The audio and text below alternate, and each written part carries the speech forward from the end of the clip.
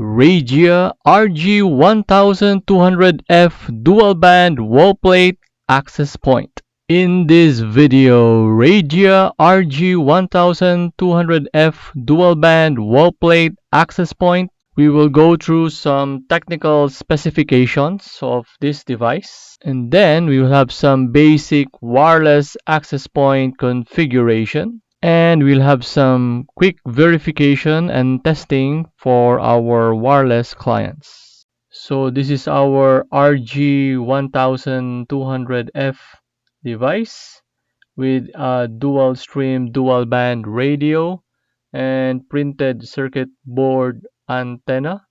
So for spatial streams, so for 2.4 gigahertz, it's 2 by 2 MIMO, and for 5 gigahertz, it's 2 by 2 MIMO as well. So possible to reach up to 400 Mbps for 2.4 gigahertz and 867 Mbps for 5 gigahertz frequency.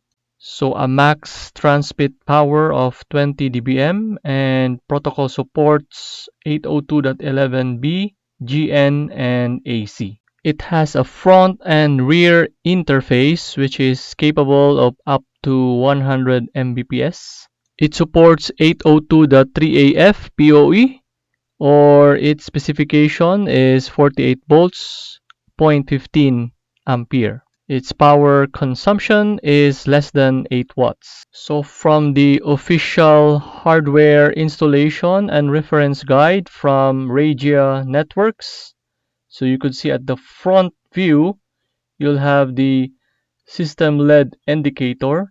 You have also the LAN port, and you have the reset button. At the back, you have the WAN port, or the power over Ethernet port. So we are here in our test PC, and we have connected this PC to our dual band access point. And currently, this particular PC has a static IP of 10.44.77.88 with a subnet mask of /24.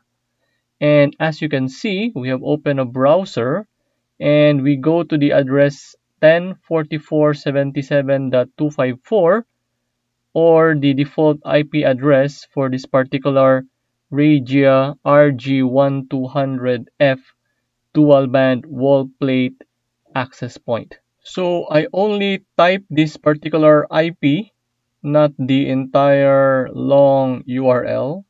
So it will just show or redirect to this particular URL, and we will be shown to the create network page, wherein we need to supply the network name, for example the hotel name, the management password, the IP assignment, so we have DHCP and static IP options, the SSID or the Wi-Fi name, and whether it has security or pre-shared key or open. We could choose our country and the time zone appropriate to our location. And we could click create network and connect. So let us fulfill the requirements. So for the network name, let's just use Inquirinity Lab. For the password, INQ12345 for simplicity's sake. For IP assignment, DHCP or static IP, so we will try to configure static IP. For our IP address, so let's assign 192.168.100.10. For the subnet mask, we will just use the 255.255.255.0 or /24. For the gateway, we will just accept this one. For the DNS server, let's make use of our Windows DNS server at this particular IP, 192.168.100.5. For SSID, let's just use Inquirinity again for simplicity's sake. And we will opt to have a Wi-Fi password, so we will select security. For our Wi-Fi password, for simplicity's sake, so 128. For your country or region. So you will select appropriately which country or location this device will be placed or installed. So in my case, so we'll select Philippines. Time zone, we'll select the appropriate one, which is Asia Manila. So again, to review, network name, we have the password, the IP assignment, and we supply the necessary IP information, the Wi-Fi name with the security, with the Wi-Fi password, and the corresponding country and time zone. So if the information or the required settings are correctly supplied, so let's create or click this create network and connect and see what happens. Okay, so it's delivering configuration. So there is a particular time to activate the configuration, and it's going to have a certain time to finish. So we will just fast forward the video or resume to the time when it's activated.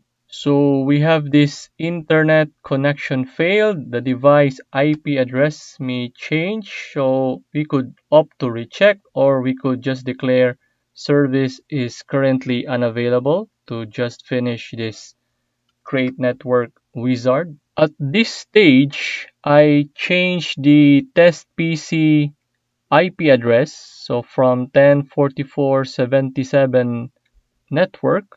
So I have changed it to what we have configured, which is 192.168.100.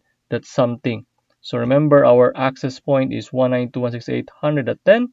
So in this scenario, because this is directly connected to the access point, so I should be on the same network. So 192.168.100.88 with the /24 subnet mask. So again, we have opened a browser and we have typed 192.168.100.10, which is the static IP address that we have configured a while ago for our dual band wall plate access point.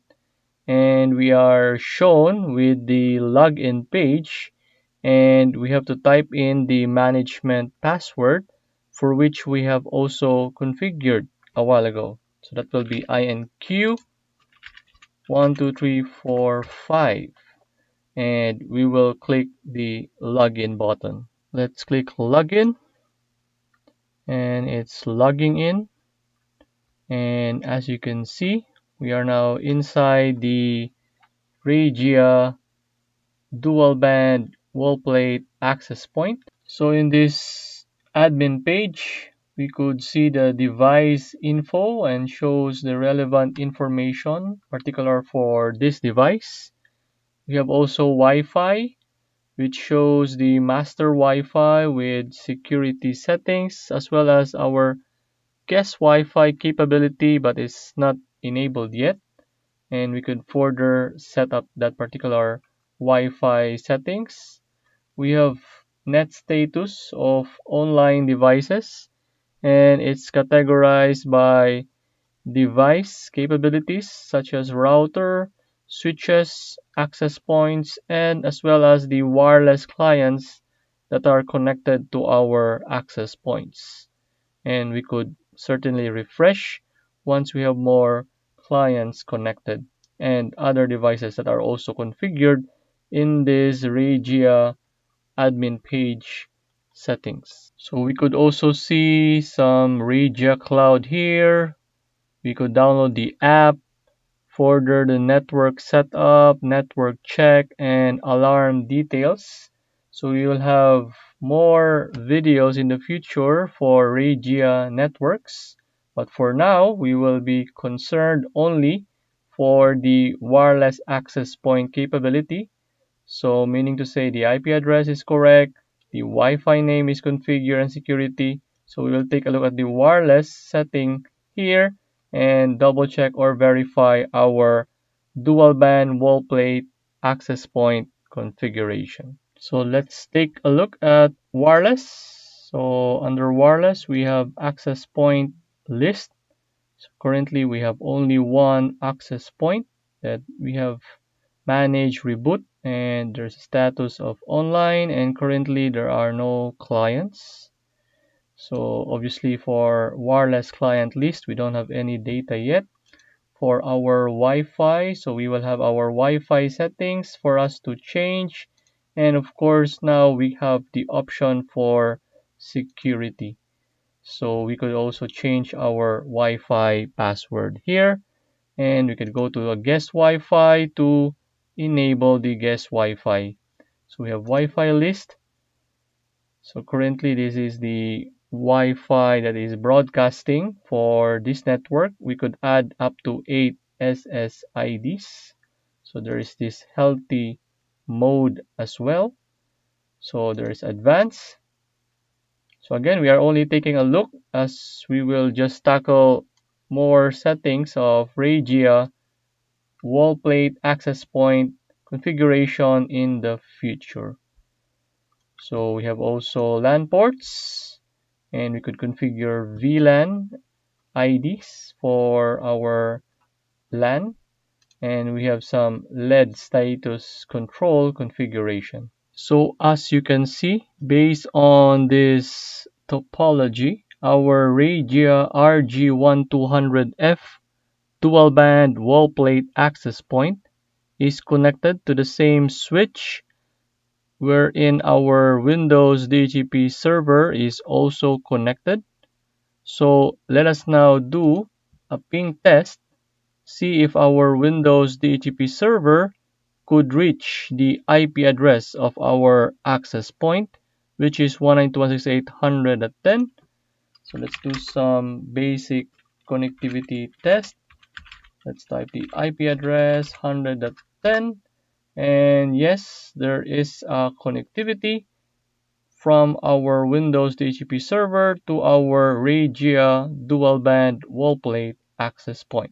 As you can see also, we have our DHCP server role configured from our recent video. So we have already configured a scope for 192.168.100.0 network, which will lease 192.168.100.50 to 192.168.100.99 and provide some scope options such as our router is 192.168.100.1 and the DNS servers will be the public DNS server.